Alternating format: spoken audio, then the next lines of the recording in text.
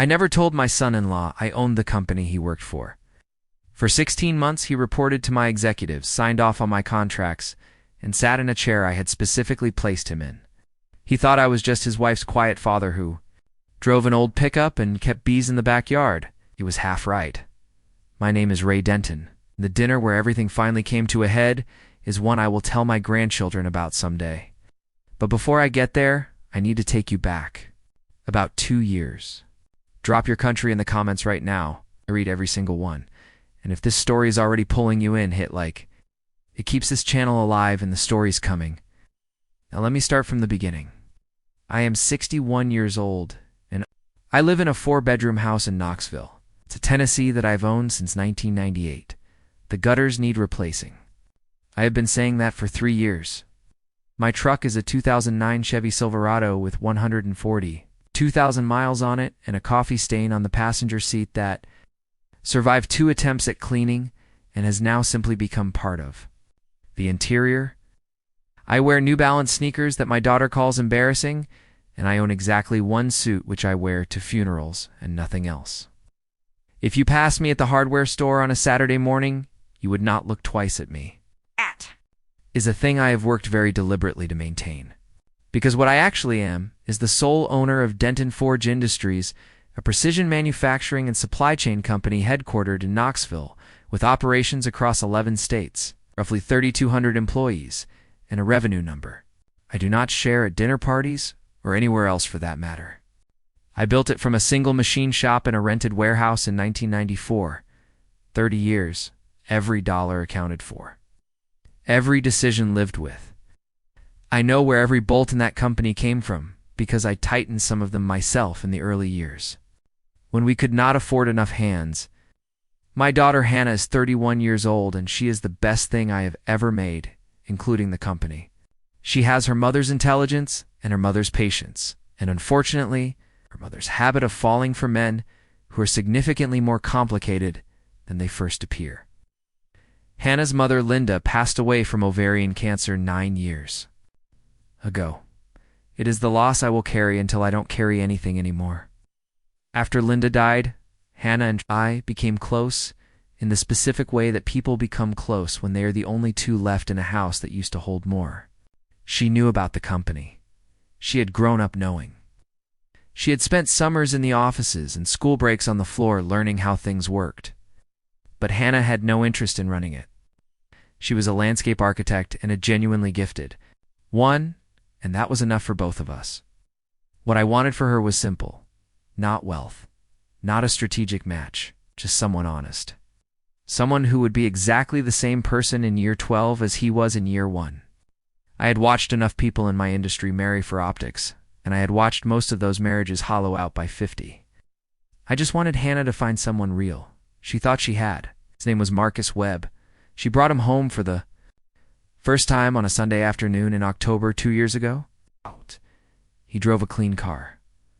Wore a good watch. Shook my hand firmly and looked me in the eye and said it was genuinely great to finally meet me, and that Hannah talked about me constantly. That was fine. Expected even. What I noticed was smaller. When I offered him a beer, he said whatever you're having, which sounds gracious but means the person is performing rather than just being. When I asked him what he did, he said he was in operations management and pivoted immediately to asking me about my property. How many acres was I thinking of developing? What was land running per square foot out here? He was 34 years old, and within 9 minutes of meeting me, he had assessed my real estate twice. I noted it and said nothing. Hannah was happy. That mattered more than my instinct. Over the next several months, they got serious. Marcus was attentive and thoughtful in the ways that show. Remembered birthdays, helped with dishes, called Hannah. On his lunch breaks, all the visible stuff performed correctly, but I kept noticing the invisible stuff. The way he talked about other people's money with a familiarity that suggested he spent a lot of time thinking about it. The way certain conversations with me would steer almost imperceptibly toward assets and equity in what I had built and what I planned to do with it eventually. He never asked directly. He was too smart for that. He just kept the door cracked and waited to see if I would walk through it. I did not walk through it. I also did not close the door. because something was forming in my mind. Not a plan exactly, more like a question I wanted answered before my daughter married this man. And I knew only one way to get an honest answer. When Hannah told me they were engaged, I did two things. I told her I was happy for her, which was true conditionally. And I made a phone call to my operations director, a man named Carl Briggs, who had been with me for 19 years and understood both the company and my particular methods without requiring a detailed explanation. I told Carl I wanted to hire Marcus Webb as VP of Operations for our Southeast region. Legitimate position, real responsibilities, competitive salary. And I wanted the offer to come through a third-party executive search firm so that Marcus would have no reason to connect. To me, Carl looked at me for a long moment and said, "This is about the engagement, isn't it?" I said, "I prefer to think of it as a thorough onboarding process." Carl said, "You understand this is insane." I said, "I understand that completely." Carl made it happen. 3 weeks later, Marcus was offered the VP position through a firm called Halloran Executive Partners. He interviewed with our board twice without knowing who ultimately owned the company, because my name does not appear in any public-facing, Denton forged documents by design. He got the offer on his own merit. I want to be clear about that. His interview performance was strong. His operational instincts were good. He earned the seat. I just made sure the seat existed. Hannah thought the whole thing was somewhere between. "Brilliant and deeply troubling, Dad," she said when I told her. She was sitting at my kitchen table with a cup of coffee and the expression she has worn since she was about 9 years old, when I have done something that defies easy categorization. That is genuinely not normal behavior. "I am a thorough man," I said. She looked at me. "You put my fiancé in a job at your company without telling him? Without telling me?" I told her that I had told her, said telling her the day after the offer was accepted was not the same as telling her. I acknowledged that distinction while not changing my position. For 14 months, everything was fine. Better than fine, actually. Marcus ran the Southeast operations well. He was decisive, respected by his team, responsive to problems. I attended 2 quarterly reviews where he presented to the full board, and he was good, sharp, composed under pressure. I watched him from the back of the room and felt the specific discomfort of a man whose suspicions might be wrong. And then in the 14th month, something shifted. It started with a conversation Marcus had with Carl that Carl relayed to me on a Thursday afternoon. Marcus had asked Carl at lunch off the record, just between us, whether the ownership structure of Denton Forge had ever been subject to an outside review, whether the founding documents were airtight, whether there were any minority stakeholders, or estate complications from the founder's era that might create acquisition opportunities down the road. Carl had said he wasn't sure and had changed the subject. He called me within the hour. I sat with that for 4 days. I turned it over the way you turn a stone over to see what lives underneath. And what I kept arriving at was this. Marcus Webb was not asking about the company because he was curious. He was asking because he was mapping it, looking for a gap, a vulnerability, an angle. And the angle he was most likely working toward had a name, Hannah, specifically. Hannah's position as my only heir, and what that would mean for him if he could establish himself in the company before that inheritance occurred. I am not a man who jumps to conclusions. I spent 30 years building something that required patience and precision and the discipline to wait for complete information before acting. So I waited a little longer. 2 weeks later, Marcus asked Hannah if she had ever thought about being more formally involved in the company. Just casually over dinner at their apartment, had I ever discussed succession with her? Hannah mentioned it to me the next day because Hannah and I tell each other things. We have since Linda died, and we always will. I thanked her. I hung up. I called Carl and told him to start preparing a specific folder. And then I called Marcus and invited him to dinner. It's just the two of us, man to man. Some things I told him are better discussed without an audience. He said he thought that sounded great. He suggested a restaurant in downtown Knoxville called Henley's Nice Place. It's the kind of spot where people go when they want a conversation to feel important. I said that sounded fine. I wore my regular clothes, jeans, a flannel over a thermal, my New Balance sneakers that Hannah hates. Marcus was already seated when I arrived. He had dressed up slightly, business casual in a way that said he had thought. About the meeting? He stood when he saw me, shook my hand. "You look comfortable," he said. Told him I had found parking on the first try, which was the real victory. We ordered. Talked about Hannah first because that was right, and because I genuinely wanted to. He said the right things about her, thoughtful things. Things that reminded me why she loved him. I let myself feel the version of this where I was wrong. Or this was just a good man who thought about the future and asked operational questions. Because that was simply how his brain worked. Then the entrees came. And Marcus said, "Ray, I want to be honest with you about something." I set my fork down. That is never how sentences that go well actually begin. He leaned forward. "I want to talk about the company." I nodded. "About your plans for it." "Long term?" He said it carefully. Practiced. I could hear the preparation underneath. I just think, and I want to be respectful here because I know it's a sensitive topic given everything with Linda. But at some point the question of what happens to Denton Forge becomes a real conversation. And I think I'm in a position now, having been inside the operations for over a year, to be a genuine partner in that conversation. Not just as your son-in-law, but as someone who understands the business. A partner, I said. He nodded. Someone you can trust with it. Who has the operational knowledge? Who is already embedded in the structure? His word, embedded. I picked up my water glass. I took a slow sip. Set it down. "Marcus," I said, "how long have you been with the company?" 14 months, he said. "And in those 14 months, I said, "who did you think you were working for?"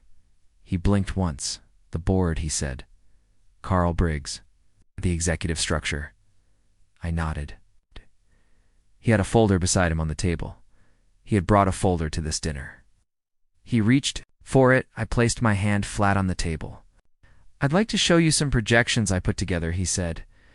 "I don't need to see those," I said. Something changed in his face. It's not alarm yet. More like recalibration. "Ray, I just think Marcus," I said quietly. "Let me ask you something first." He stopped. "How did you find out about the VP position?" He looked at me. "Halloran Executive Partners reached out," he said. "They headhunted me. Through LinkedIn." "I know," he said. "I asked Carl to reach out to them." Silence. "On behalf of who?" Carl said he was working with a client company that preferred to remain anonymous. "During the search process," he nodded slowly. "Correct," I said. "Did you ever find out who that client company was?" Another silence. Longer this time. "I've been asking Carl some questions," he said carefully, "about the ownership structure." "Know that too," I said. I looked at him steadily. "The Denton in Denton Forge is me, Marcus. I built that company in 1994 in a rented warehouse with 2 machines and 1 employee who was also me. I have owned it entirely and solely for 30 years. Carl reports to me. The board reports to me. The position you have held for the last 14 months was created by me and offered to you through a search firm. I contracted specifically so you would have no reason to connect it to my name." He sat completely still. The folder was still on the table between us. Neither of us looked at it. "You put me there," he said. His voice was neutral. "Processing." "I wanted to see who you were when you thought no one was watching," I said, "at a company. You had no reason to connect to your future father-in-law? With authority and responsibility and real operational challenges? I wanted to see what you did with it and how you handled the people under you and what questions you asked when you thought you were just building your own career." His jaw moved. He looked at the table for a long moment. "Oh no." Then he looked up. "The projections in the folder," he said. I told him to go ahead. He opened it, slid it across to me. I looked at the first page. It was a 5-year acquisition roadmap, detailed, well-researched. It included a section titled Family Estate Transition with a subsection on Hannah's inheritance timeline and projected ownership consolidation. I closed the folder, placed it back on his side of the table. I looked at him. I wanted to see something. On his face that told me I was wrong, something that indicated this was professional ambition misapplied, not calculation aimed directly at my daughter. What I saw instead was a man who had not yet decided how to play the next 30 seconds. And that moment of calculation was the answer to every question I had been sitting with for 14 months. I said his name once. He looked at me. I said, "I am going to ask you one question, and I need the truest answer you have." He nodded. "Do you love my daughter?" The truest answer he had was a pause. Not a long one. Maybe 2 seconds. But 2 seconds is a very long time when the question is that simple and the person asking it has been patient for over a year. "I see," he said eventually. He said, "I see. Not yes. Not of course. Not, what kind of question is that? I see." Had finally understood the layout of a room he had been navigating in the dark. We sat there for a moment. The restaurant moved around us. A couple laughed at a table nearby. Someone's phone rang and was silenced. I paid the bill. I had been intending to pay it regardless of how the evening went. I stood up. Marcus stood up. We walked out into the parking lot. It was a cold November night, clear sky. It's a kind of cold. That makes the stars look closer. I stopped at my truck. He stopped a few feet away. His car was across the lot. I turned to him. "Here's what happens next," I said. "Tomorrow morning you are going to call Hannah. Not tonight. Tonight you are going to sit with what just happened and be honest with yourself about it. Tomorrow morning you call her and you tell her the truth. All of it. What you were building toward and why. You let her decide what to do with that information?" He stared at me. "That's it," I said. "No lawyers. No formal termination. Anything. You tell Hannah the truth and she decides, 'cause that's what she deserves." He said nothing for a long moment. Then quietly he said, "And the job." I looked at him. I looked at this 34-year-old man in his good jacket in a cold parking lot who had just asked about the job after. I told him to come clean to my daughter about the fact that he had been working an angle toward her inheritance. "The job," I said. He nodded. "I want you to think very carefully," he said, "about whether that is the question you actually want to ask me right now." He closed his mouth, stood there in the cold for another moment. Then he nodded once, got in his car, drove away. I stood by my truck for a minute, looked up at the sky, thought about Linda the way I always do when something important has. Just finished, then I got in and drove home. Hannah called me at 8:47 the next morning. Her voice was quiet in the way it gets when she is keeping herself very steady. He told me, she said, "Everything." I said, "I know." She was quiet for a moment. Then she said, "Dad, why didn't you just ask me if I thought he was a good person?" "Could have told you." I thought about that. "I know you could have," I said. "I just needed to know for myself." Another silence. She said, "That is the most you thing you have ever done." I told her I was sorry it had to go the way it went. She said she knew. She said she was going to need a few days. Said, "Take whatever you need." She said she loved me. I told her I loved her. We hung up. I went out to the backyard, checked on the bees. The hives were quiet, the way they always are in November. I stood there in the cold for a while, just listening to nothing. Marcus Webb resigned from Denton Forge 2 weeks later. His letter was professional. He cited personal reasons requiring his full attention. Carl called me after and said he had handled it with a lot more grace than Carl had expected. I told Carl that people sometimes surprise you. Carl said, "Not usually in your experience." I said, "No, not usually." Hannah took for months. She traveled some, did some projects, called me every few days. Gradually, the calls got lighter. Less weight in them. More like the regular calls we had before. One afternoon in March she came over for dinner, and we ate chili at the kitchen table and watched a terrible movie on television, and somewhere around 9 o'clock she said, "I think I knew." I didn't say anything. She said, "Not the company part. But I think part of me knew he was always measuring something. I just didn't want to look at it." I told her that was the hardest kind of knowing. The kind that lives just below the surface, where you can almost convince yourself it isn't there. She nodded. We watched the rest of the movie. I drive my 2009 Silverado to the office 3 days a week. I take the other 2 at home. I check on the bees. I finally called someone about the gutters. It is possible they will actually get fixed this year, although I am not making any promises. The company runs well. Carl is talking about retiring in 18 months, and I have already started thinking about who comes next. Maybe someday Hannah changes her mind. Maybe she doesn't, and I find someone else who deserves the chair. I will take my time with that decision the way I take my time with everything that matters. Here's the thing about building something over 30 years. You'll learn that the most important quality in any person is not talent or ambition or even intelligence. It is honesty. The specific quiet courage of being the same person in the dark as you are in the light. I spent 30 years building a company. I spent 1 year trying to find out if the man my daughter loved had that quality. He didn't. That is a hard thing. It is also a simple thing. And simple, true things are the only ones worth the time it takes to find them. If this story stayed with you, tell me in the comments. Tell me where you are watching from, and tell me if you have ever had to find something out the slow way because there was no other way to know for certain. Like this video if you believe that patience is its own kind of intelligence. And subscribe because next week I have something that will hit just as hard as this. I will see you there.